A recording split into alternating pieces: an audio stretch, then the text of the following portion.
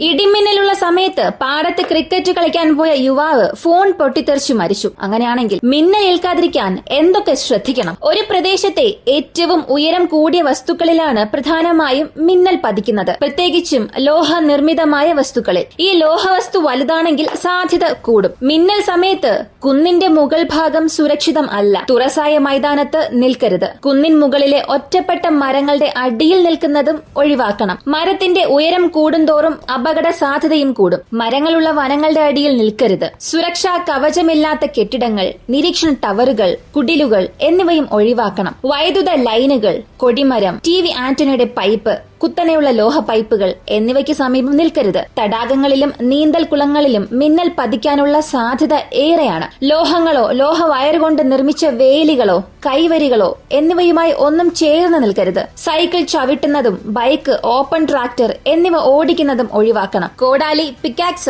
കുട, ലോഹവസ്തുക്കൾ തുടങ്ങിയവ ഈ സമയത്ത് ഉപയോഗിക്കരുത്. സുരക്ഷാ കവചമില്ലാത്ത ചെറുമുറികളിൽ കൂട്ടമായി നിൽക്കരുത്. കാറുകൾക്ക് വളരെ അടുത്ത് നിൽക്കുന്നതും അതിന്മേൽ ചാരി നിൽക്കുന്നതും ഒഴിവാക്കണം. റോഡ്, റോളർ, റെയിൽവേ ട്രാക്ക്, ലോഹ നിർമ്മിതമായ വാഹനങ്ങൾ എന്നിവയുടെ സമീപത്തും നിൽക്കരുത്. മിന്നലേറ്റുണ്ടാകുന്ന അപകടങ്ങളിൽ അധികവും ശ്വാസതടസ്സം മൂലമാണ് ഉണ്ടാകുന്നത്. കൃത്രിമ ശ്വാസോച്ഛ്വാസം നൽകുന്നതിലൂടെ മിന്നൽ ആഘാതം ഏറ്റ നിരവധി ആൾക്കാരെ രക്ഷിക്കാൻ സാധിക്കും. അരിവാൾ, കത്തി, കുട, ഗോൾ സ്റ്റിക്ക് തുടങ്ങിയ ലോഹ നിർമ്മിതമായ വസ്തുക്കളുടെ സാന്നിധ്യവും ഈ സമയങ്ങളിൽ ഒഴിവാക്കണം. കാൽപാദങ്ങളും കാൽമുട്ടും ചേർത്ത് പിടിച്ച് കൈകൾ മുട്ടിനെ ചുറ്റി വരിഞ്ഞ് താടി മുട്ടിന് മുകളിൽ ഉറപ്പിച്ച് നിലത്ത് കുത്തിയിരിക്കുകയാണ് വലിയ മീനുള്ളപ്പോൾ ചെയ്യേണ്ടത്. മിന്നൽ സമയത്ത് പൊക്കം കൂടിയ മരത്തിനരികിൽ പെട്ടാൽ ചില്ലകളുടെ അടുത്തുനിന്നും മാറി കുത്തിയിരിക്കണം. ടെറസിന് മുകളിൽ വിളക്കുകൾ ഘടിപ്പിക്കുന്നതിനും ലോഹ കമ്പികൾ ഒഴിവാക്കണം. ടെറസിൽ അയ കെട്ടുന്നതിന് ലോഹ ദണ്ടുകളും ലോഹ വയറുകളും ഒഴിവാക്കണം. ഇങ്ങനെയൊക്കെ ചെയ്യുകയാണെങ്കിൽ ഒരു പക്ഷേ മിന്നലേറ്റുണ്ടാകുന്ന അപകടങ്ങൾ നമുക്ക് കുറയ്ക്കാൻ സാധിക്കും.